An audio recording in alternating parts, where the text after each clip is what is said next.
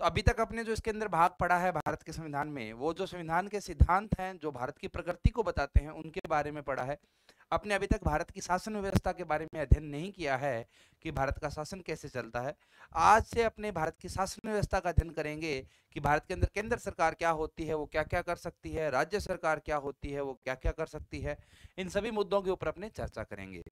इससे पहले आप लोगों से एक रिक्वेस्ट है कि एक जो अपनी प्रारंभिक वीडियो थी जिसके अंदर मैंने आपको बताया था कि कैसे कोई भी राष्ट्र होता है उसके अंदर शासन चलाने के लिए अपने को 3 अलग-अलग अंगों की जरूरत पड़ती है, जिसमें से एक विधायिका होती है, एक कार्यपालिका होती है और एक न्यायपालिका होती है। विधायिका जो होती है उसका कार्य होता है कानून बनाना, कार्यपालिका जो होती है उसका अधिकार या उसका उत्तरदायित्व होता है कानून को लागू करना, जबकि न्यायपालिका जो होती है उसका उत्तरदायित्व होता है कि वह कार्यपालिका और विधायिका दोनों पर ही अपना निगरानी रखे, साथ में यह भी सुनिश्चित करे कि कोई भी अंग जो है वह संवैधानिक सीमा से बाहर जाकर कार्य नहीं कर रहा हो, साथ ही अपने संवैधानिक उत्तरदायित्वों की नजरअंदाजी या अनदेखी ना कर रहा हो। तो अभी अपने शुरुआत करने जा रहे हैं, वो करने जा रहे हैं संघीय कार्यपालिका की। संघीय कार्यपालिका, अपने कार्यपालिका पढ़ रहे हैं और वो भी संघ की कार्यपालिका पढ़ रहे हैं। संघ की कार्यपालिका का मतलब है केंद्र की कार्यपालिका या केंद्रीय कार्यपालिका। ठीक है, तो अपने जानते हैं कि भारत के अंदर संघवाद की नीति को लागू किया गया है। संघवाद की नीति को लागू करने का मतलब है कि सारी की सारी शक्तियां जो है वो केंद्र के हाथों में निहित नहीं है। संविधान ने कुछ शक्तियां तथा कुछ उत्तरदायित्व केंद्र सरकार को दिए हैं, वैसे ही कुछ शक्तियां व कुछ उत्तरदायित्व जो हैं वह राज्य सरकार को भी दिए हैं। ठीक है, तो इस तरीके से जो शक्ति है वो केंद्र व राज्य में बटी हुई है, इसीलिए हम भारत को संघीय देश या संघीय राष्ट्र कह सकते हैं। अगर जो सारी की सारी शक्तियां हैं अगर वो केंद्र सरकार में निहित होती या केंद्र सरकार के पास सारी शक्तियां और सारे उत्तरदायित्व होते या राज्यों को कोई शक्ति या कोई उत्तरदायित्व नहीं होता, उस स्थिति में अपने भारत को संघीय राज्य नहीं कहते। ठीक है, अब संघीय कार्यपालिका का मतलब क्या है? तो संघ का वह केंद्र का वह भाग जो कार्यपालिका है या कार्य कानून को पालना करने का या कानून को लागू करने का काम करता है उसको अपने संघीय कार्यपालिका कहते हैं, केंद्रीय कार्यपालिका कहते हैं। इस केंद्रीय कार्यपालिका के अंदर 3 लोग आते हैं। एक आता है राष्ट्रपति प्लस एक आता है केंद्रीय मंत्रिमंडल, केंद्रीय मंत्रिमंडल प्लस एक आता है भारत का अटॉर्नी जनरल। ये जो अटॉर्नी जनरल वाला भाग है ये तो बहुत छोटा सा भाग है, अपने अंत में पढ़ेंगे। तो अपने सबसे पहले देखेंगे कि भारत का राष्ट्रपति क्या होता है, भारत का केंद्रीय मंत्रिमंडल क्या होता है और भारत का अटॉर्नी जनरल क्या होता है, इनके बारे में अपने अध्ययन करेंगे। ठीक है, राष्ट्रपति के साथ अपने उपराष्ट्रपति को भी देखेंगे। तो सबसे पहले जो अपने अध्ययन करने जा रहे हैं वो करने जा रहे हैं भारत के राष्ट्रपति का। राष्ट्रपति क्या होता है, कैसे इसका चुनाव होता है, क्या इसके पास शक्ति होती है, इन सभी बातों के ऊपर अपने चर्चा करेंगे। तो पहले तो थोड़ा सा जानते हैं कि राष्ट्रपति होता क्या है। अब देखो भारत, ये जो इसका नाम है वो है राष्ट्रपति। पति का मतलब होता है स्वामी या मालिक किसी भी चीज का। तो ये क्या है, ये राष्ट्र का मालिक है, राष्ट्र का स्वामी है। अगर ऐसा कहा जाए कि भारत किसका है तो भारत भारत के राष्ट्रपति का है, ये राष्ट्रपति है, भारत का मालिक है। परंतु अपने जानते हैं कि भारत के अंदर गणराज्य की व्यवस्था की गई है, गणतंत्र है भारत। गणतंत्र होने का मतलब है कि यहाँ पर जो राष्ट्रपति का पद है वह अनुवांशिक आधार पर एक ही परिवार के अंदर नहीं चलता है, और राष्ट्रपति का जो चयन है या निर्वाचन है वह एक लोकतांत्रिक प्रक्रिया के द्वारा, जनता के द्वारा, भारत की जनता के द्वारा किया जाता है। इसलिए भारत को गणतांत्रिक राज्य कहा जा सकता है। ये सब बातें अपने जब संविधान की प्रस्तावना पढ़ी थी उस समय पर सभी शब्दों का अर्थ जो है वह आपको स्पष्ट किया गया था। तो अपने को ध्यान रखना है कि जो राष्ट्रपति होता है वो भारत का मालिक होता है, भारत इसका है। ठीक है, परंतु भारत एक लोकतांत्रिक गणतंत्र है, लोकतांत्रिक गणतंत्र है, अर्थात राष्ट्रपति जनता के द्वारा चुना जाएगा, जनता के द्वारा चुना जाएगा। राष्ट्रपति का पद अनुवांशिक नहीं है,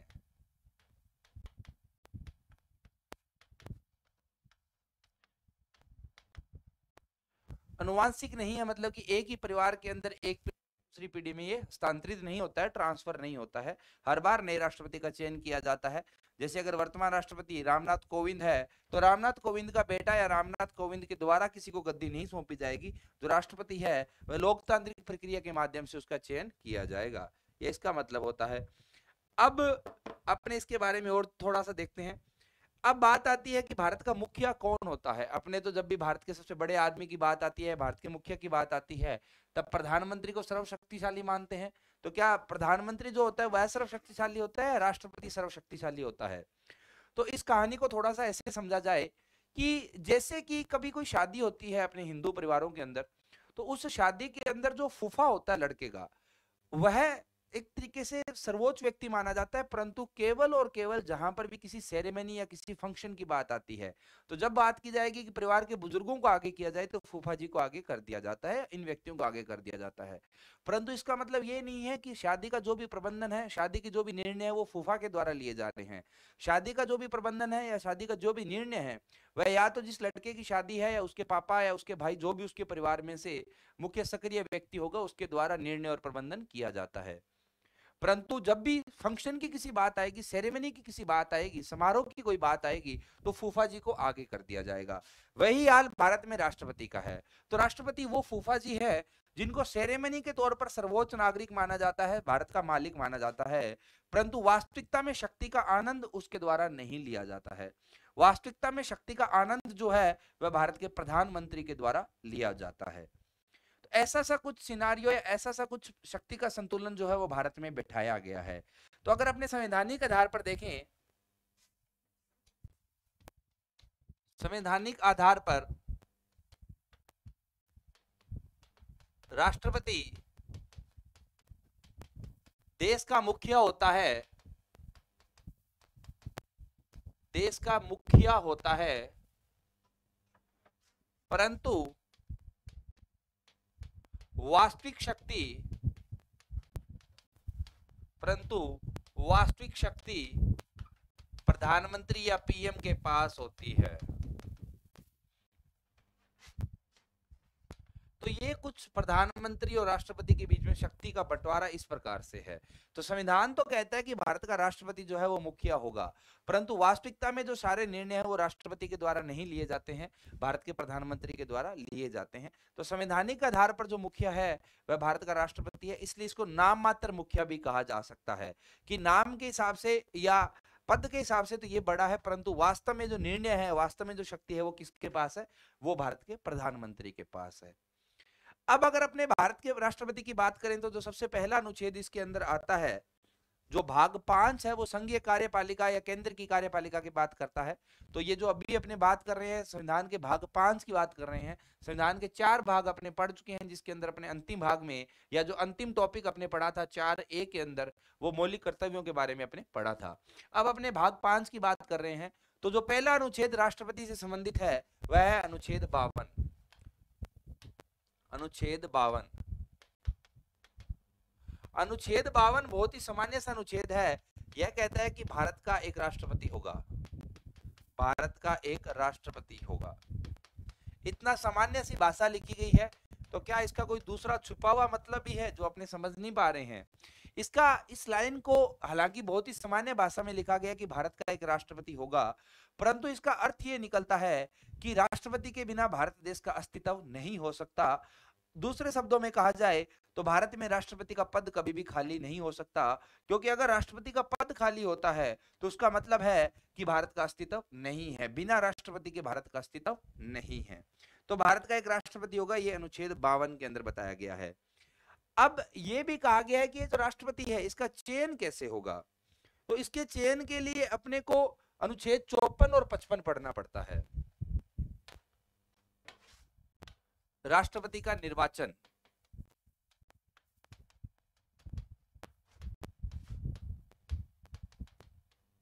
तो राष्ट्रपति का निर्वाचन जानने के लिए अपने को 2 अनुच्छेद पढ़ने पड़ते हैं। अनुच्छेद 54,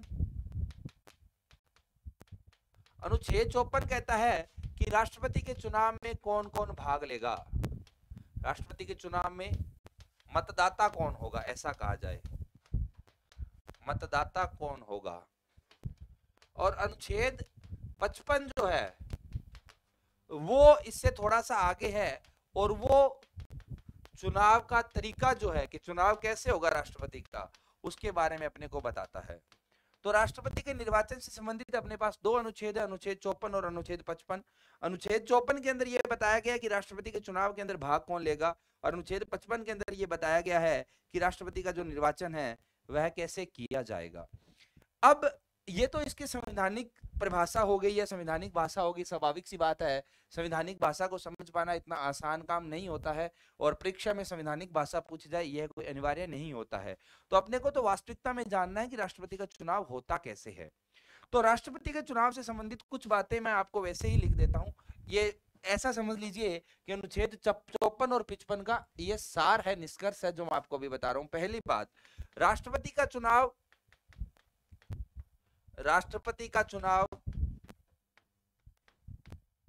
अप्रत्यक्ष चुनाव होता है। पहली बात तो आपको ये ध्यान रखनी है, अप्रत्यक्ष चुनाव होता है। मैंने आपको पहले भी बताया कि भारत के अंदर जो चुनाव है दो प्रकार के हो सकते हैं, प्रत्यक्ष और अप्रत्यक्ष चुनाव। प्रत्यक्ष और अप्रत्यक्ष चुनाव का यहां पर मतलब क्या है? देखो, प्रत्यक्ष चुनाव उसको कहते हैं जिसमें मतदाता जो है अपने, अगर भारत के संदर्भ में बात करें तो जब भारत की जनता मतदाता है या ऐसा चुनाव जिसके अंदर भारत की जनता वोट डाल रही है, उसको कहा जाएगा प्रत्यक्ष चुनाव। अप्रत्यक्ष चुनाव क्या होगा? अप्रत्यक्ष चुनाव होगा जब भारत की जनता के द्वारा चुने गए प्रतिनिधि वोट डाल रहे हैं, तो उसको अपने कहेंगे अप्रत्यक्ष चुनाव। तो अगर राष्ट्रपति का चुनाव अप्रत्यक्ष चुनाव है तो इसका मतलब है कि इस चुनाव के अंदर भारत की जनता भाग नहीं लेगी, क्योंकि अगर भारत की जनता भाग लेगी तो यह चुनाव कौन सा बन जाएगा? यह चुनाव जो है वो प्रत्यक्ष चुनाव बन जाएगा, जबकि भारत के अंदर राष्ट्रपति के लिए अप्रत्यक्ष चुनाव की व्यवस्था की गई है। अगर अप्रत्यक्ष चुनाव की व्यवस्था की गई है तो इसके अंदर मतदाता कौन होंगे, कौन भाग लेगा इसके अंदर?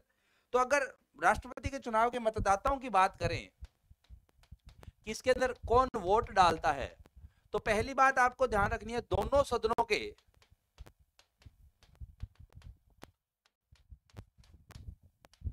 केवल निर्वाचित सदस्य, केवल निर्वाचित सदस्य। दूसरी बात, राज्यों की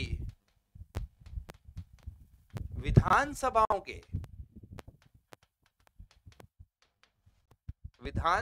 के निर्वाचित सदस्य, ये लोग यहां पर मतदाता की भूमिका निभाते हैं, या ऐसा कहा जाए कि राष्ट्रपति के चुनाव में वोट डालते हैं। दोनों सदन, संसद के दोनों सदन कौन से हैं? एक है लोकसभा और एक है राज्यसभा। अब यहां पर लिखा गया कि दोनों सदनों के केवल निर्वाचित सदस्य है, तो और कौन से सदस्य होते हैं भाई? हमें तो एक ही प्रकार के सदस्य का पता है।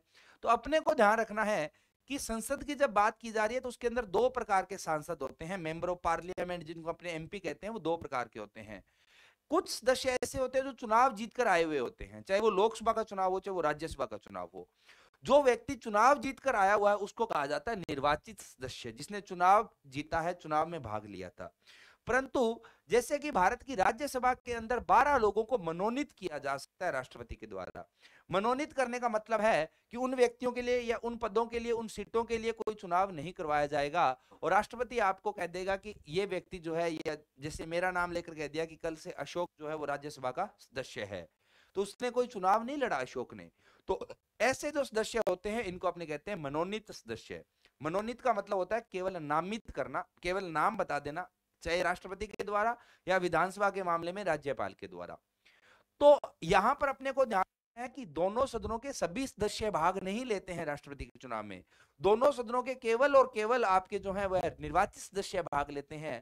अगर केवल ऐसा कि केवल वही व्यक्ति भाग ले सकता है जो चुनाव जीतकर आया है। वैसे ही जितने भी राज्य हैं, सभी राज्यों की विधानसभाओं के जो निर्वाचित सदस्य हैं, जिनको अपने एमएलए कहते हैं, वो इसके अंदर भाग लेते हैं। अब यहां पर प्रश्न आ जाता है कि कई राज्य ऐसे हैं जहां पर विधानसभा के साथ साथ विधान परिषद भी होती है। 6 राज्य ऐसे भी हैं भारत में। तो अगर किसी राज्य में विधान परिषद है भी, तो भी विधान परिषद के सदस्यों को इसके अंदर भाग लेने की इजाजत नहीं है। इसके अंदर केवल और केवल विधानसभा के सदस्य ही भाग ले सकते हैं, और विधानसभा के भी कौन सा सदस्य? केवल और केवल निर्वाचित सदस्य है।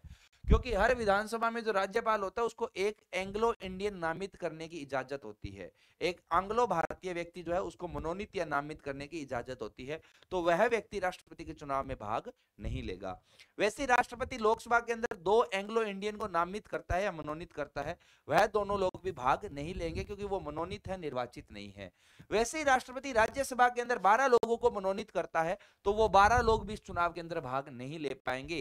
इस चुनाव के अंदर केवल और केवल निर्वाचित सदस्य भाग लेते हैं, और वो भी दोनों सदनों के, राज्यसभा लोकसभा और विधानसभा तीनों सदनों के सभी विधानसभाएं जो है राजस्थान भारत के अंदर, चाहे वो केंद्र शासित प्रदेश की विधानसभा हो, चाहे वो राज्यों की विधानसभा हो, सभी विधानसभा अगर जितनी भी है विधानसभा के सभी निर्वाचित सदस्य इसके अंदर भाग लेते हैं।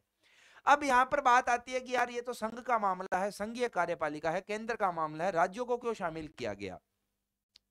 तो आपको यह ध्यान रखना है कि भारत जो है वो केंद्र सरकार का नहीं है। भारत एक संघीय देश है जिसमें कुछ शक्ति केंद्र सरकार के पास है, कुछ शक्ति राज्य सरकार के पास है। अगर शक्ति का बंटवारा हो रखा है और अगर आप मुखिया का चुनाव करना चाहते हैं तो स्वाभाविक सी बात है उसमें राज्यों से भी पूछना पड़ेगा, क्योंकि वह उनका भी मुखिया बन रहा है राष्ट्रपति। तो राष्ट्रपति केवल संघ का मुखिया नहीं है, राष्ट्रपति भारत का मुखिया है जिसके अंदर संघ भी आता है और राज्य भी आते हैं। इसलिए राष्ट्रपति के चुनाव में राज्यों की भागीदारी भी रहती है, और राज्यों की तरफ से कौन भाग लेता है? राज्यों की तरफ से जो विधानसभाओं के निर्वाचित सदस्य होते हैं वो भाग लेते हैं। ये लोग राष्ट्रपति के चुनाव में भाग लेते हैं। तो ये तो कहानी है राष्ट्रपति के मतदाता कौन होंगे। तो राष्ट्रपति के चुनाव के मतदाता ये लोग होते हैं। ठीक है। दूसरी बात, चुनाव के तरीका क्या होगा राष्ट्रपति का? तो जो अनुच्छेद 55 के अंदर बताया गया है चुनाव की रीति, चुनाव का तरीका, वो क्या है? पहली बात तो यहां पर ध्यान रखना है कि राष्ट्रपति का जो चुनाव है, राष्ट्रपति का चुनाव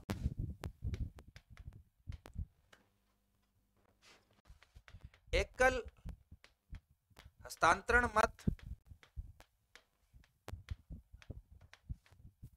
के सिद्धांत से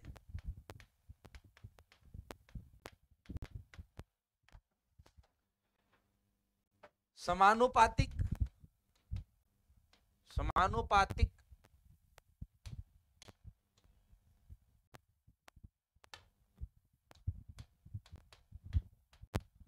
प्रतिनिधित्व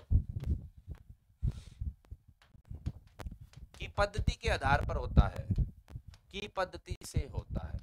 ये मैंने भारी भारी शब्द लिख दिए हैं, होता क्या है पहले वो समझते हैं थोड़ा सा, फिर आगे समझते हैं। ठीक है।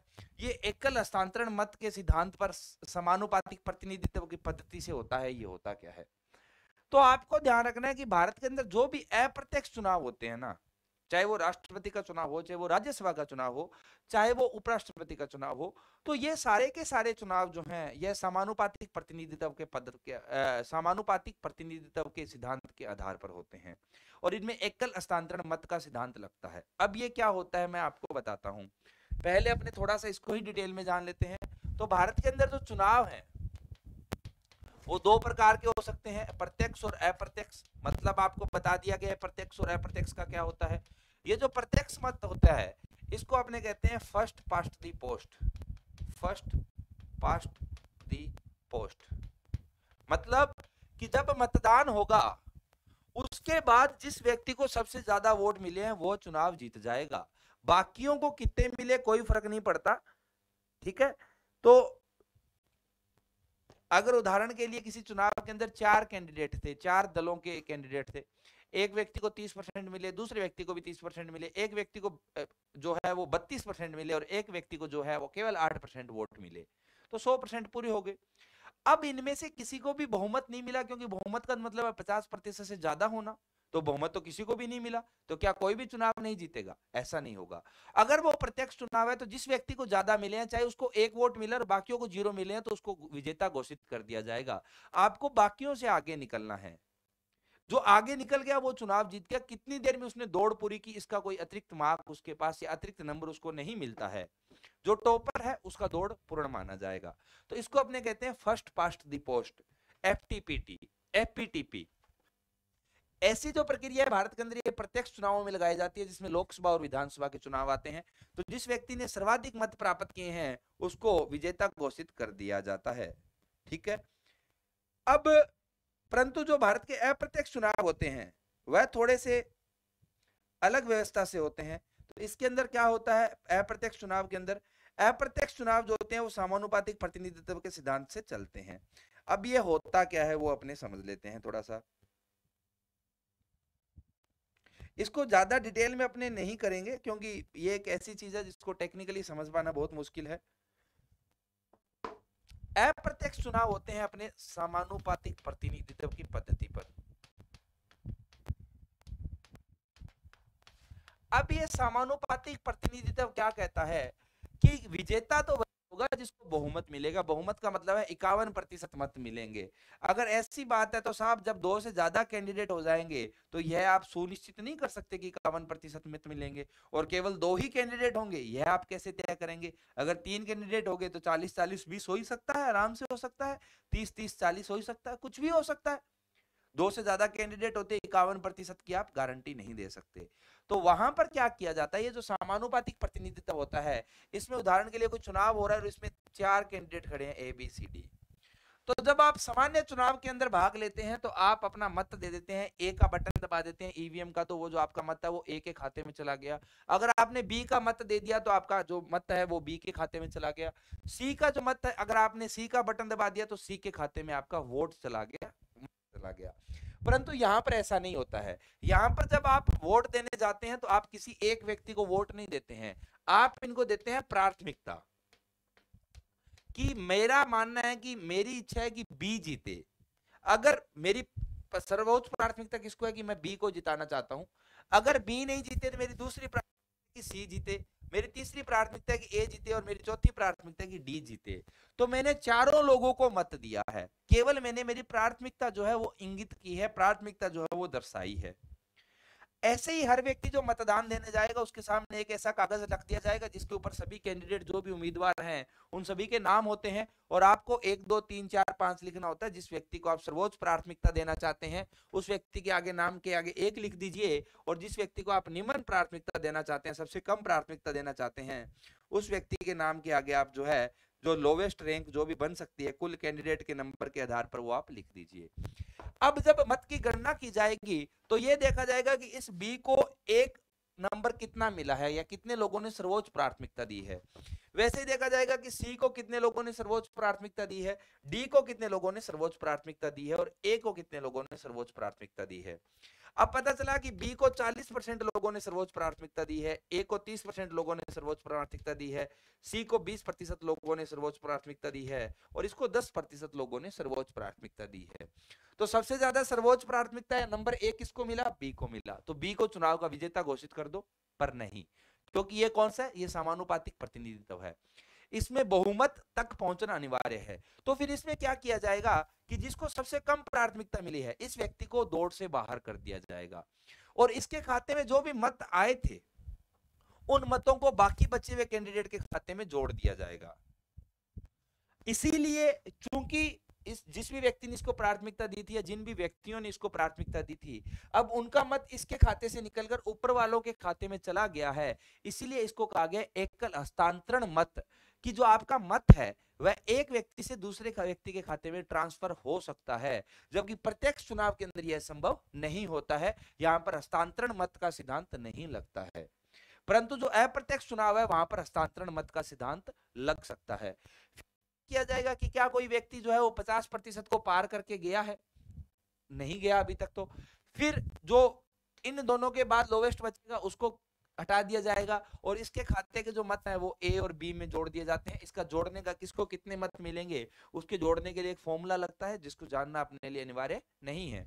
तो अंत में ऐसा करते करते केवल 2 ही कैंडिडेट बचेंगे, और जब केवल 2 ही कैंडिडेट बचेंगे तो स्वाभाविक सी बात है एक व्यक्ति को 50% से ज्यादा तो मिलेगा ही मिलेगा, दूसरे व्यक्ति को 50% से कम मिलेगा। जिस व्यक्ति को 50% से ज्यादा मिलेगा उस व्यक्ति को चुनाव का विजेता घोषित कर दिया जाएगा। ऐसा जो मतदान होता है उसको अपने कहते हैं समानुपातिक प्रतिनिधित्व का मत, एकल हस्तांतरण मत के सिद्धांत पर, क्योंकि यहां पर जो आपका मत है वो एक कैंडिडेट से निकलकर दूसरे कैंडिडेट के खाते में हस्तांतरित हो रहा है।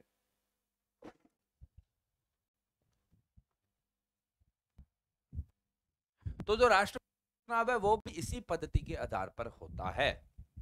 आपको इस पद्धति को थोड़ा सा समझ के रखना है, क्योंकि जब अपने आगे राज्यसभा की बात करेंगे तब भी अपने यही शब्दावली प्रयोग में लेंगे कि राष्ट्रपति जो राज्यसभा का चुनाव है वह भी इसी तरीके से किया जाता है। ठीक है, तो ये है राष्ट्रपति के चुनाव का तरीका। तो अभी तक अपने क्या देखा कि राष्ट्रपति के चुनाव में भाग कौन लेता है। तो राष्ट्रपति के चुनाव में विधानसभा, राज्यसभा और लोकसभा के निर्वाचित सदस्य भाग लेते हैं। विधान परिषद के सदस्यों को भाग लेने की इजाजत नहीं है। लोकसभा, विधानसभा और राज्यसभा के मनोनीत सदस्यों को भाग लेने की इजाजत नहीं है। मतदान चुनाव कैसे होता है? चुनाव, राष्ट्रपति का चुनाव जो होता है वो एकल हस्तांतरण मत के सिद्धांत के आधार पर समानुपातिक प्रतिनिधित्व से किया जाता है, अप्रत्यक्ष चुनाव होता है। ठीक है, इसके अंदर एक चीज और जानने की जरूरत है, वो होता है मत का मूल्य।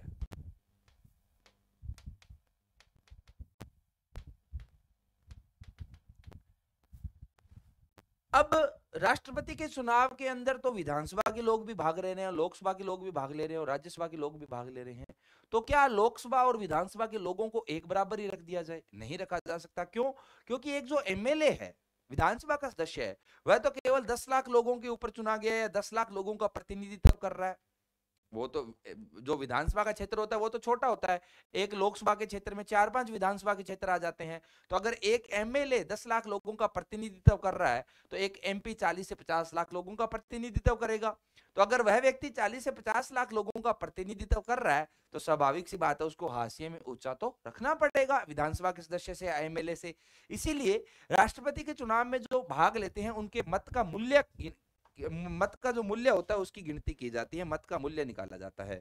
मत का मूल्य निकालने के लिए फॉर्मूला होता है। जैसे विधायक के मत का मूल्य जो है, विधायक के मत का मूल्य, इसका मतलब क्या है मैं वो आपको बताता हूं। तो विधायक के मत का मूल्य का फॉर्मूला निकालने का तरीका है राज्य की कुल जनसंख्या, राज्य की कुल जनसंख्या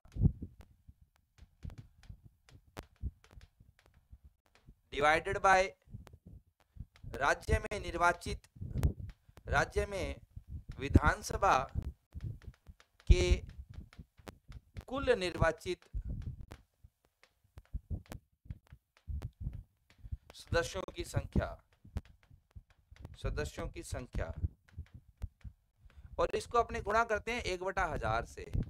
1/1000 से यहां लिखने की जगह नहीं है तो मैं इसको इस तरफ लिख रहा हूं, एक बार आप थोड़ा सा इसको ध्यान रखना।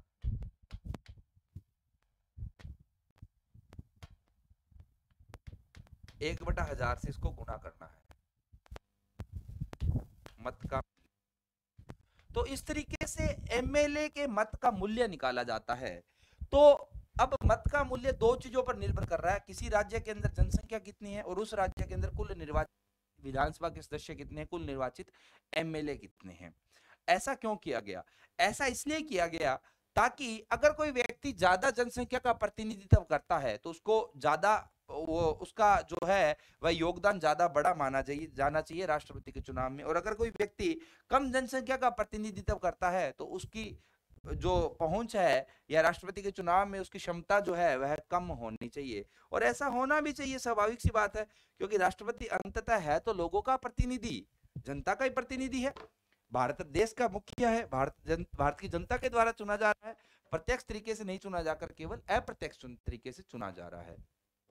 ठीक है, तो इस तरीके से हर एमएलए के मत का मूल्य निकाला जाता है। तो हर राज्य के एमएलए का मत का मूल्य अलग अलग होता है। इसका मतलब यह है कि अगर मैं ये कहूं कि किसी राज्य के एमएलए का मत का मूल्य है 1000, तो उसका मतलब है कि अगर एक एमएलए राष्ट्रपति के पक्ष में वोट, किसी भी कैंडिडेट या किसी भी उम्मीदवार के पक्ष में वोट देता है तो वह कितने वोट गिन लिए जाएंगे? 1000 वोट गिन लिए जाएंगे अपने आप। 1 वोट इज इक्वल टू 1000, जितना आपका मत का मूल्य है वही आपका वोट की संख्या गिन ली जाएगी एक साथ। तो राष्ट्रपति के चुनाव में 6.5 लाख वोट मिल जाते हैं क्योंकि एक एक मत जो होता है उसका मूल्य ही इतना ज्यादा आ जाता है। ठीक है, तो इस तरीके से आप पहले तो एमएलए के मत का मूल्य निकालेंगे जो कि अलग अलग राज्यों के अंदर अलग अलग आएगा, राज्य की जनसंख्या और वहां पर विधानसभा की सीटों के आधार पर। दूसरे बात में आप निकालोगे सांसद के मत का मूल्य। सांसद के मत का मूल्य। अब यहाँ पर ध्यान रखा जाए, चाहे वो सांसद राज्यसभा का है चाहे वो सांसद लोकसभा का है, मत का मूल्य बराबर रहेगा। सांसद के मत का मूल्य निकालने का तरीका होता है, सभी राज्यों के विधायकों के मतों का कुल मूल्य है, सभी राज्यों के विधायकों के मतों का कुल मूल्य डिवाइडेड बाय संसद के निर्वाचित सदस्यों की कुल संख्या।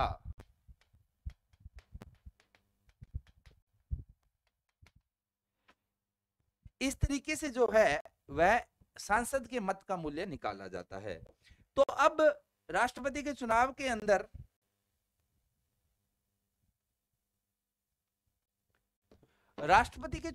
अंदर जो है वह एमएलए भाग ले रहा है, एमपी भाग ले रहा है, तो कौन सी पार्टी का कैंडिडेट जीतेगा? उस पार्टी का कैंडिडेट जीतेगा जिसकी लोकसभा में बहुमत है और दूसरा राज्यों के अंदर भी सरकारें हैं। अगर ऐसा होता है कि बीजेपी का बहुमत लोकसभा में है परंतु लगभग सभी राज्यों में कांग्रेस की सरकार है, तो कांग्रेस अपना राष्ट्रपति चुन लेगी क्योंकि कांग्रेस के पास विधायक ज्यादा होंगे। परंतु जो एमपी होता है, चाहे वो लोकसभा का एमपी है चाहे वो राज्यसभा का एमपी है, उस एमपी के मत का मूल्य ज्यादा होता है विधानसभा के सदस्यों की तुलना में। क्योंकि अगर आप इस फॉर्मूले से कैलकुलेशन कर कर देखोगे तो आपको समझ में आ जाएगा कि जो एमपी है उसके मत का मूल्य विधायक की मत की तुलना में काफी ज्यादा होता है। तो राष्ट्रपति का चुनाव जीतने के लिए आपको लोकसभा में बहुमत होना ही होना चाहिए, साथ में कुछ राज्यों के अंदर आपकी सरकारें भी होनी चाहिए। ज्यादा राज्यों में आपकी सरकारें होगी तो आपकी जीत सुनिश्चित होगी। अगर आपकी ज्यादा राज्यों में सरकारें नहीं है किसी भी दल की तो उसकी जीत जो है वो सुनिश्चित नहीं की जा सकती। तो इस तरीके से राष्ट्रपति का चुनाव करवाया जाता है। तो राष्ट्रपति का चुनाव जो है वह कौन भाग लेता है आपको यह ध्यान रखना है, और चुनाव की रीति क्या होती है यह राष्ट्रपति का चुनाव का तरीका है। यह अनुच्छेद 54 और 55 के अंदर बताया गया है। ठीक है, अब बात आती है राष्ट्रपति कौन बन सकता है। अनुच्छेद 58। अगला अनुच्छेद कौन सा है, मैं बीच में छोड़ छोड़कर पढ़ा रहा हूं क्योंकि अपने एक क्रम जो है वह ऐसा क्रम बनाना चाहते हैं जो आसानी से याद रहे, ऐसा क्रम बनाना चाहते हैं जो ज्यादा तर्क संगत हो, ना कि संविधान का क्रम यहां पर अपने अनुसरण करेंगे। तो अनुच्छेद 58 के अंदर लिखी गई है राष्ट्रपति की योग्यताएं। राष्ट्रपति की योग्यताएं कि कौन व्यक्ति भारत का राष्ट्रपति बन सकता है। पहली योग्यता जो है वो है कि भारत का नागरिक होना चाहिए। तो अगर कोई व्यक्ति भारत का नागरिक नहीं है तो उसको भारत का राष्ट्रपति बनने का अधिकार भी नहीं है। अब यहां पर अमेरिका और भारत के संविधान में एक थोड़ा सा अंतर आ जाता है। अमेरिका का संविधान कहता है कि अगर आप राष्ट्रपति बनना चाहते हो, अमेरिका के राष्ट्रपति बनना चाहते हो, तो नागरिक होना पर्याप्त नहीं है, नागरिकता भी आपको जन्म के आधार पर मिली हुई होनी चाहिए। चूंकि नागरिकता तो जो ऐसे व्यक्ति जो जन्म के आधार पर जिनको नागरिकता नहीं मिली है उनके पास भी 4 अलग अलग आधार होते हैं नागरिकता लेने के भारत में, परंतु भारत में ऐसा नहीं है। भारत का संविधान कहता है कि नागरिक होना चाहिए, चाहे उसको किसी भी तरीके से नागरिकता मिली है, चाहे वो वंश के आधार पर नागरिक बना है, चाहे वो जन्म के आधार पर नागरिक बना है, चाहे वो उदासीकरण से नागरिक बना है, चाहे वो पंजीकरण से नागरिक बना है, चाहे वो किसी दूसरी देश के क्षेत्र को अपने क्षेत्र में मिला लेने से नागरिक बना है। नागरिक है। नागरिकता किस आधार पर मिली है उस आधार पर नागरिकों को 2 या 2 से ज्यादा वर्गों में नहीं बांटा गया है, सभी को समकक्ष समतुल्य रखा गया है। तो पहली योग्यता तो यह है कि भारत का नागरिक होना चाहिए। दूसरी योग्यता, उसकी न्यूनतम आयु जो है, जो व्यक्ति राष्ट्रपति का चुनाव लड़ रहा है उसकी न्यूनतम आयु होनी चाहिए 35 वर्ष। अधिकतम आयु की कोई सीमा नहीं है, न्यूनतम आयु की सीमा, और न्यूनतम आयु कितनी होनी चाहिए 35 ईयर्स, 35 वर्ष उसकी आयु होनी चाहिए। तीसरी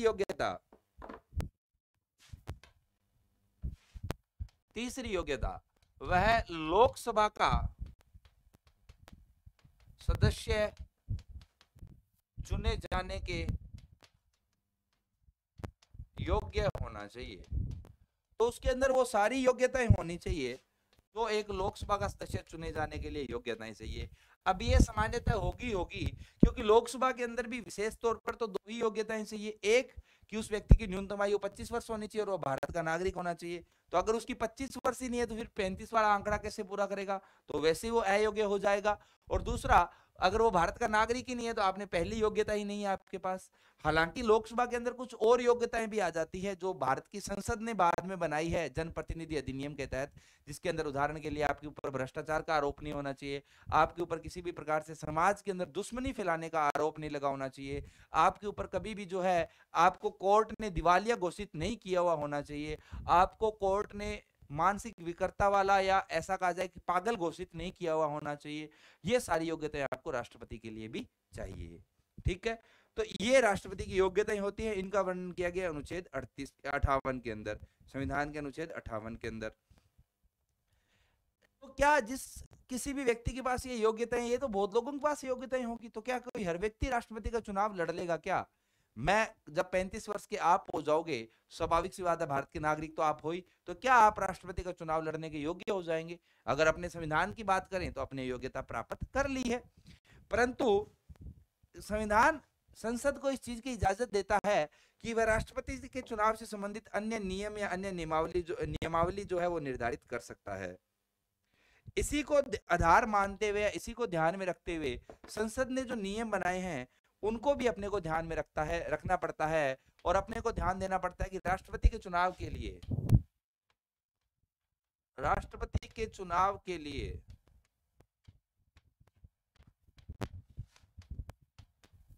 50 अनुमोदक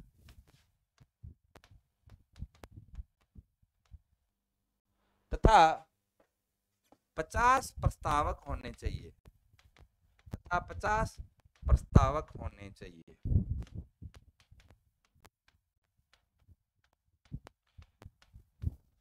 अनुमोदक और प्रस्तावक का मतलब क्या है यहाँ पर, कि ऐसे व्यक्ति जिनको राष्ट्रपति के चुनाव में भाग लेने का अधिकार है, जिनको मत देने का अधिकार है, या तो वो निर्वाचित एमएलए हो सकते हैं, वो एमपी हो सकते हैं निर्वाचित, वही लोग मतदाता हैं यहाँ पर।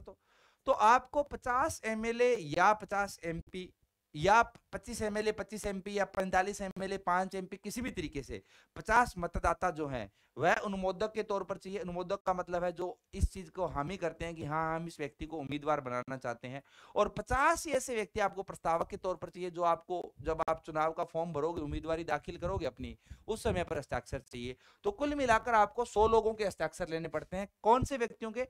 ऐसे व्यक्तियों के जो राष्ट्रपति के चुनाव में भाग लेने के हकदार हैं। और वो कौन हो सकता है? वो या तो कोई एमएलए होगा या एमपी होगा। तो आपको 50 एमएलए या एमपी या कुल मिलाकर 100 एमएलए और एमपी जो हैं उनका समर्थन चाहिए चुनाव से पहले, तभी आप अपना पर्चा दाखिल कर पाओगे, तभी आप अपनी दावेदारी या उम्मीदवारी ठोक पाओगे, अन्यथा आप उम्मीदवारी ही नहीं ठोक पाओगे। तो ऐसा नहीं है कि वो हर व्यक्ति जिसकी आयु 35 वर्ष और भारत का नागरिक है वो राष्ट्रपति का चुनाव लड़ सकता है। संविधान के अनुसार लड़ सकता है, मना नहीं कर रहा मैं, परंतु संविधान के अलावा आपको संसद की विधि का भी ध्यान रखना पड़ता है, और संसद का जो वर्तमान नियम है उसके अनुसार आपको ये करना पड़ेगा। साथ में 15,000 रुपए की राशि, 15,000 की राशि जमा करवानी होगी।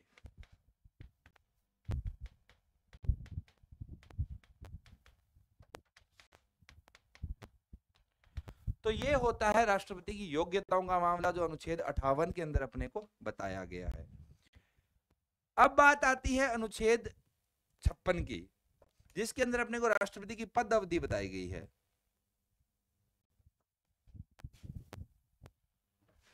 अनुच्छेद 56,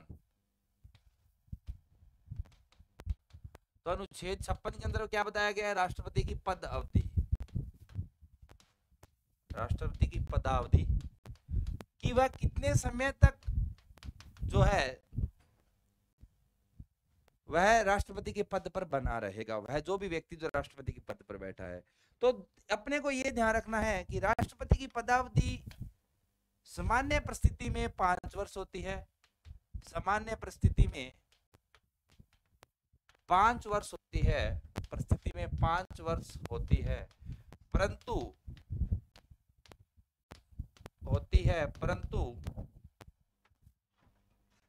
नए राष्ट्रपति के चयन होने तक, नए राष्ट्रपति का चयन होने तक होने तक वह व्यक्ति अपने पद पर बना रहेगा, अपने पद पर बना रहेगा। तो चाहे इसके 5 वर्ष पूरे हो गए हैं, फिर भी इसका कार्य का ये जो है अपना पद खाली नहीं करेगा जब तक नए व्यक्ति का चयन नहीं हो जाता है, क्योंकि अनुच्छेद 52 के अंदर अपने पढ़कर आए हैं कि बिना राष्ट्रपति के भारत का अस्तित्व नहीं है। तो राष्ट्रपति का पद तो कभी खाली हो ही नहीं सकता। ऐसा होने नहीं दिया जाता है, क्योंकि नए जब राष्ट्रपति के 5 वर्ष पूरे होने वाले होते हैं तो उसके 5 वर्ष पूरे होने से 1-1.5 महीने पहले ही नए राष्ट्रपति का चुनाव कर दिया जाता है। तो जैसे इसके 5 वर्ष पूरे होते हैं, वह जो है, जो नया व्यक्ति चुना गया है राष्ट्रपति, वह अपना पद आसीन कर लेगा और पद खाली नहीं रहेगा। परंतु अगर किन्हीं परिस्थितियों के अंदर चुनाव नहीं हो पाता है तो फिर जो पुराना व्यक्ति है वही पद पर बना रहेगा जब तक नया व्यक्ति नहीं आ जाता है, पद खाली नहीं किया जाएगा। परंतु सामान्य परिस्थितियों में उसकी कितनी है कार्यकाल? 5 वर्ष का है। दूसरा, वह उपराष्ट्रपति को अपना इस्तीफा भेज सकता है। तो अगर किसी राष्ट्रपति को अपना इस्तीफा भेजना है तो वो किसको भेजेगा? उपराष्ट्रपति को भेजेगा। तो जो राष्ट्रपति है सकता है, वह अपना इस्तीफा किसको देता है? अपना इस्तीफा उपराष्ट्रपति को देता है। हालांकि उपराष्ट्रपति पद में उससे छोटा होता है, परंतु अब चूंकि राष्ट्रपति से तो बड़ा कोई नहीं है, तो किसी न किसी को तो इस्तीफा देना ही पड़ेगा। सारे ही उससे छोटे हैं पद के अंदर, तो उसको इस्तीफा देना जो है वह किसको देगा? वह उपराष्ट्रपति को अपना इस्तीफा देगा। तो इस तरीके से भी वह अपना पद खाली कर सकता है। तीसरा तरीका उसे अनुच्छेद 61 की प्रक्रिया के द्वारा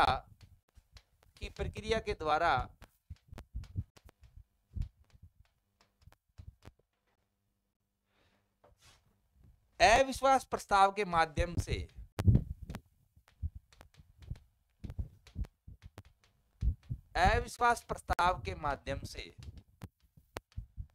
पद से हटाया जा सकता है। इसको पदच्युत करना कहते हैं, हटाया जा सकता है। तो या तो वह व्यक्ति 5 साल पूरे कर लेगा, अगर उसकी खुद की इच्छा नहीं है तो वो इस्तीफा दे देगा। इस्तीफा किसको भेजेगा? उपराष्ट्रपति को भेजेगा। और अगर वो सही काम नहीं कर रहा है तो फिर उसको संसद हटा देगी, उसके खिलाफ अविश्वास प्रस्ताव पारित कर दिया जाएगा। अब ये जो राष्ट्रपति है, ये अविश्वास प्रस्ताव है, इसको महाभियोग भी कहते हैं। इसको अपने क्या कहते हैं? महाभियोग। कि राष्ट्रपति के खिलाफ महाभियोग की प्रक्रिया चला दी गई है। तो राष्ट्रपति को जब उसके पद से हटाया जाता है जबरदस्ती उसकी इच्छा के बिना, तो उसको अपने कहते हैं महाभियोग की प्रक्रिया चलाना। अब ये जो महाभियोग की प्रक्रिया है, ये कौन से अनुच्छेद में लिखी गई है?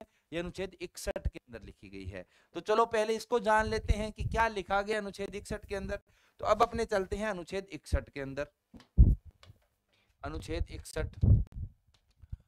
61 में क्या लिखा गया? अनुच्छेद 61 में लिखा गया राष्ट्रपति का महाभियोग।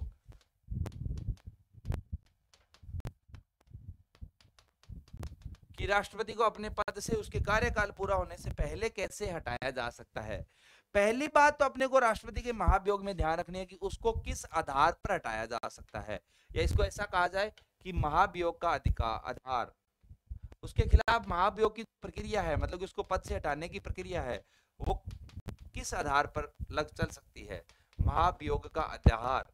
तो भारतीय संविधान के अंदर केवल एक ही आधार लिखा गया है, केवल एक ही कारण से राष्ट्रपति के खिलाफ जो है वह महाभियोग चलाया जा सकता है, और वो होता है संविधान का उल्लंघन। क्या होता है? संविधान का उल्लंघन, या अतिक्रमण भी कहते हैं इसको, उल्लंघन सही शब्द है। कि अगर राष्ट्रपति ने संविधान का उल्लंघन किया है तभी उसको हटाया जा सकता है, अन्यथा उसको हटाने की कोई जरूरत नहीं है। कुल मिलाकर राष्ट्रपति गलत कभी नहीं होता है। अगर उसने किसी व्यक्ति को गोली भी मार दी तो भी आप उसको नहीं हटाओगे।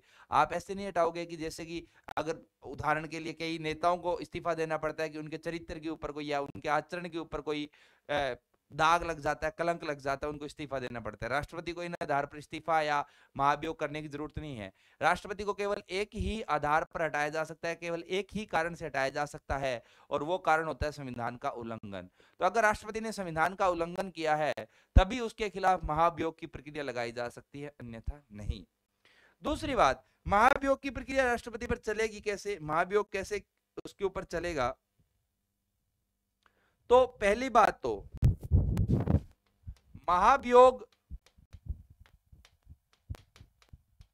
संसद के किसी भी सदन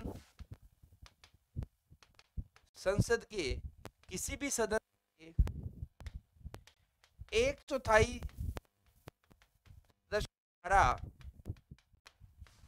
मांग किए जाने पर चलाया जाता है।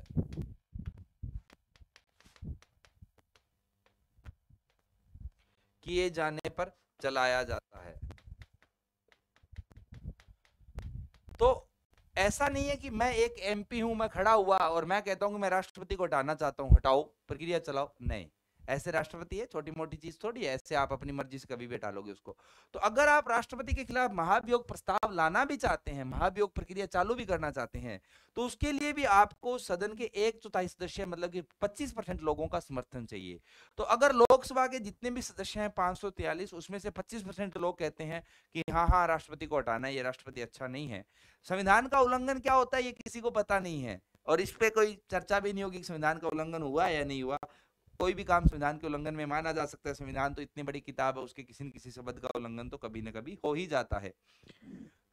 तो अगर लोकसभा के 25% सदस्य कहते हैं कि हाँ इस राष्ट्रपति को हटाना है, तो इसके खिलाफ महाभियोग चलाना है, तो प्रस्ताव लगेगा। या फिर राज्यसभा के 25% लोग कह दे कि हाँ यार ये राष्ट्रपति खराब है, इसको हटाना है, तो उसके खिलाफ यह प्रस्ताव जो है वो चलाया जा सकता है, अन्यथा तो यह चलाया ही नहीं जा सकता।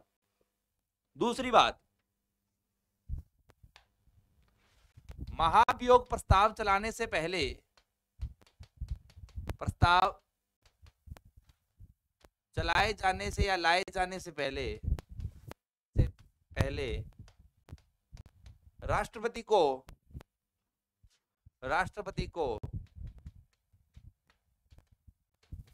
14 दिन का नोटिस दिया जाता है। मतलब ऐसा नहीं है वो घर पर सो रहा है, एकदम से आपने उसके खिलाफ महाभियोग प्रस्ताव चला दिया और उसको पद से हटा दिया। इतना बड़ा आदमी था, एकदम से बेरोजगार कर दिया, ऐसा नहीं है। अगर आप उसके खिलाफ महाभियोग प्रस्ताव लाना भी चाहते हैं, तो भी आपको कम से कम दोनों सदन में से किसी एक सदन में 25% लोगों का समर्थन चाहिए, तब तो प्रस्ताव आ सकता है। पारित नहीं हुआ अभी तक, प्रस्ताव आया है केवल, और वो भी आपको प्रस्ताव आते ही उस व्यक्ति को, जो राष्ट्रपति है, उसको नोटिस पहुंच जाना चाहिए कि 14 दिन में जो है आपके खिलाफ, आपको 14 दिन का समय दिया जाता है। अगर आप अपनी सफाई में कुछ कहना चाहते हैं, 14 दिन के खिलाफ आपके खिलाफ जो महाभियोग प्रस्ताव आया है, उस प्रस्ताव के ऊपर वोटिंग की जाएगी। अब जब वोटिंग का बात आएगा,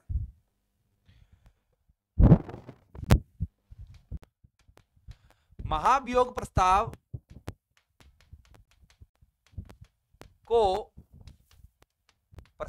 को दोनों सदनों के कुल सदस्यों, दोनों सदनों के कुल सदस्यों के 2/3 बहुमत से पारित किया जाता है।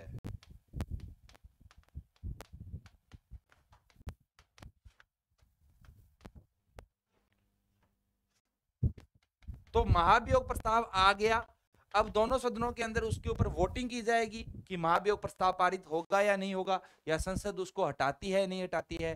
तो हटाने के लिए कितना बहुमत चाहिए? दोनों सदनों के अंदर आपको 2/3 बहुमत चाहिए। किस संख्या का 2/3?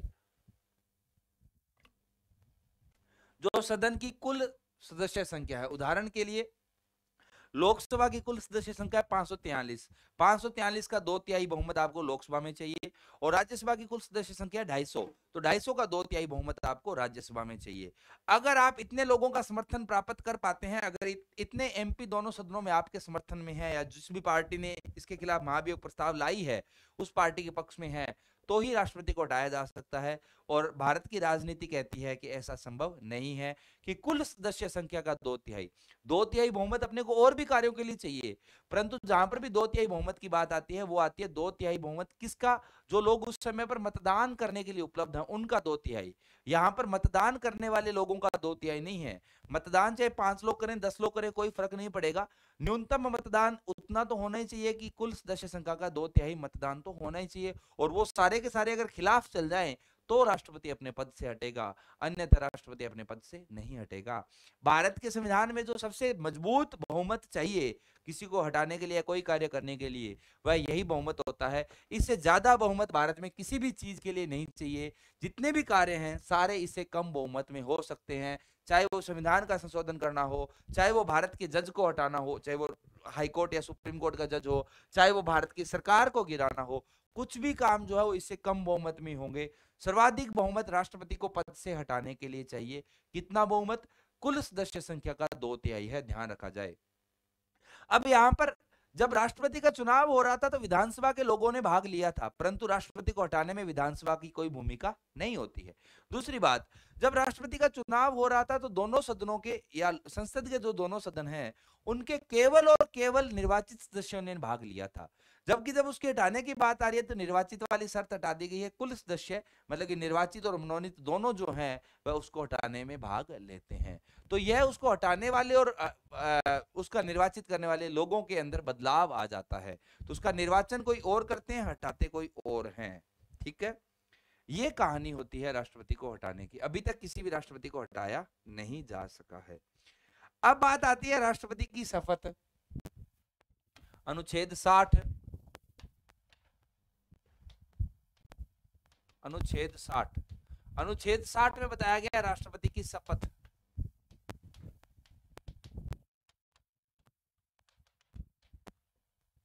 पहली बात तो अपने को ध्यान रखना है कि राष्ट्रपति को शपथ कौन दिलवाता है। तो राष्ट्रपति को शपथ भारत का मुख्य न्यायाधीश दिलवाता है, भारत का मुख्य न्यायाधीश दिलवाता है। हालांकि राष्ट्रपति अपना इस्तीफा जो है वो उपराष्ट्रपति को सौंपता है, परंतु जब राष्ट्रपति को शपथ दिलवाने की बात आती है तो राष्ट्रपति को शपथ कौन दिलवाएगा? भारत का मुख्य न्यायाधीश दिलवाएगा, भारत का मुख्य न्यायाधीश दिलवाता है। दूसरी बात, राष्ट्रपति संविधान के संरक्षण, सुरक्षा की शपथ लेता है। भारत के अंदर केवल 2 ही पद ऐसे हैं जहां पर आप संविधान की सुरक्षा करने की शपथ लेते हैं कि हाँ मैं संविधान की सुरक्षा करूंगा और संरक्षण करूंगा। ऐसे 2 पद है, राष्ट्रपति और राज्यपाल। बाकी सारे लोग जो हैं वो संविधान का अनुसरण करने की शपथ लेते हैं कि मैं संविधान की पालना करूंगा, संविधान के खिलाफ कुछ काम नहीं करूंगा। परंतु राष्ट्रपति और राज्यपाल 2 ऐसे पद हैं जो संविधान की सुरक्षा और संरक्षण करने की शपथ लेते हैं। तो राष्ट्रपति की शपथ के बारे में अपने को 2 ही बातें ध्यान रखनी है। एक तो अनुच्छेद 60 में इसका वर्णन किया गया है। शपथ कौन दिलवाता है? तो भारत का मुख्य न्यायाधीश दिलवाता है। राष्ट्रपति किस चीज की शपथ लेता है? तो राष्ट्रपति संविधान का अनुसरण करने की शपथ नहीं लेता है, राष्ट्रपति संविधान का सुरक्षा और संरक्षण करने की शपथ लेता है। ठीक है, ये है राष्ट्रपति से जुड़े हुए कुछ मुद्दे। इसके अलावा अगर अपने बात करें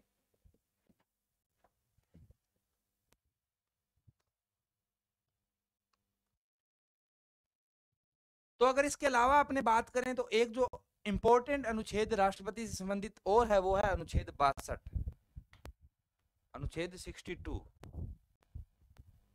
अनुच्छेद 62। अनुच्छेद 62 आपको बताता है कि राष्ट्रपति के पद की रिक्ति को भरना, कि अगर में राष्ट्रपति का पद खाली हो जाता है तो फिर क्या होगा, कैसे व्यवस्था चलेगी। तो अपने को ध्यान रखना है कि यदि राष्ट्रपति का पद कार्यकाल पूरा होने की वजह से, कार्यकाल पूरा होने की वजह से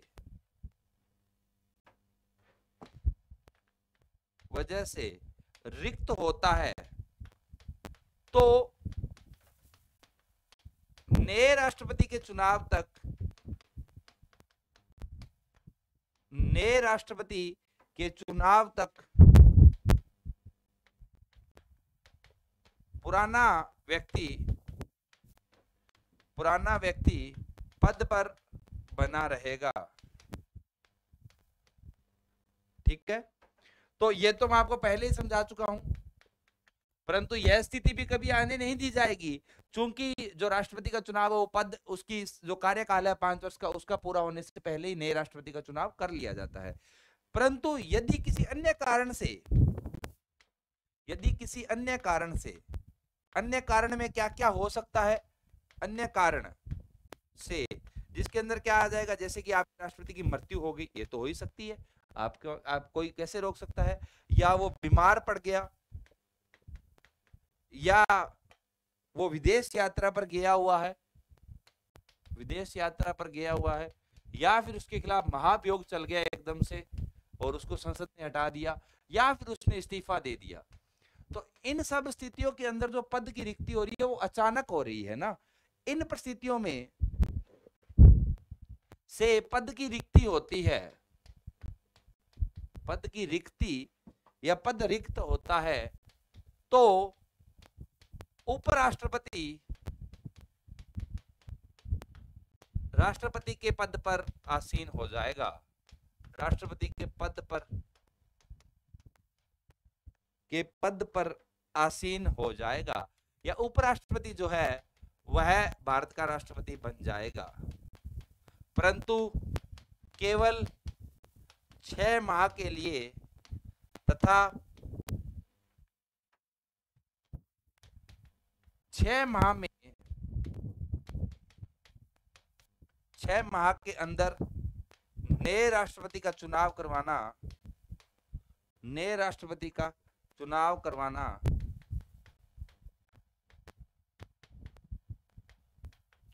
करवाना अनिवार्य है।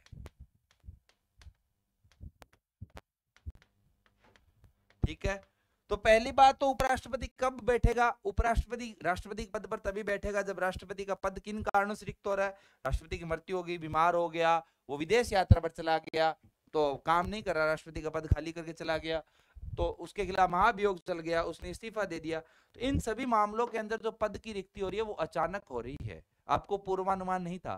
तो ऐसे के अंदर फिर राष्ट्रपति के पद पर किसको बिठा दिया जाएगा? उपराष्ट्रपति को। तो क्या उपराष्ट्रपति के मजे बन गए, वो राष्ट्रपति बन गया? ऐसा नहीं है, यह एक अल्पकालिक व्यवस्था, और यह व्यवस्था कितने समय के लिए लागू होती है? मात्र 6 महीने के अंदर। 6 महीने के अंदर नए राष्ट्रपति का चुनाव करवाना अनिवार्य है। तो भारत का निर्वाचन आयोग जो है वह यह सुनिश्चित करेगा कि 6 माह के अंदर नए राष्ट्रपति का चुनाव करवा ही लिया जाए। 6 महीने से ज्यादा राष्ट्रपति का पद जो है वह उपराष्ट्रपति के अधीन नहीं छोड़ा जाएगा। ठीक है, इस तरीके से भारत के अंदर व्यवस्था चलती है। तो राष्ट्रपति का पद कभी भी खाली नहीं रह सकता, क्योंकि अगर खाली होगा तो उपराष्ट्रपति बैठ जाएगा, परंतु केवल 6 महीने से। तो ये तो सारे प्रावधान वो हैं जो राष्ट्रपति से जुड़े हुए हैं, जो ये बताते हैं कि राष्ट्रपति कैसे बनता है, क्या योग्यताएं होती है, कैसे उसको हटाया जाता है, अगर वह नहीं होगा तो कौन राष्ट्रपति होगा, ये सब बातें यहाँ पर होती है। और अगर उपराष्ट्रपति भी नहीं है, यदि उपराष्ट्रपति नहीं है, यदि उपराष्ट्रपति भी नहीं है तो भारत का मुख्य न्यायाधीश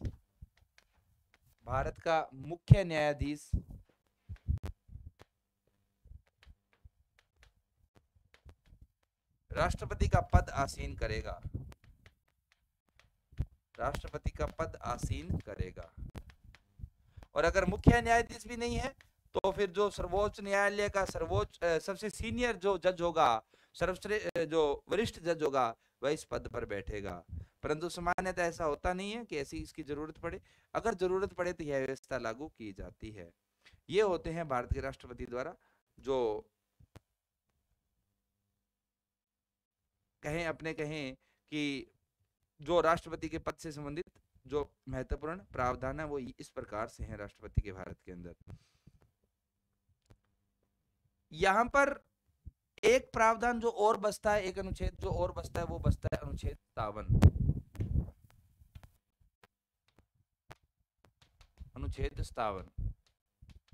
अनुच्छेद 57 कहता है कि राष्ट्रपति द्वारा निर्वाचन के लिए हकदार है। तो एक व्यक्ति कितने भी बार राष्ट्रपति बन सकता है, हकदार होगा। अमेरिका के अंदर सीमा है कि एक राष्ट्रपति लगातार 2 बार एक व्यक्ति जो है वो लगातार 2 बार राष्ट्रपति के पद पर चयन किया जा सकता है, परंतु भारत में ऐसी कोई सीमा नहीं है। उसको हर 5 साल में चुनाव तो जीतना पड़ेगा, उसका कोई दूसरा तरीका नहीं है।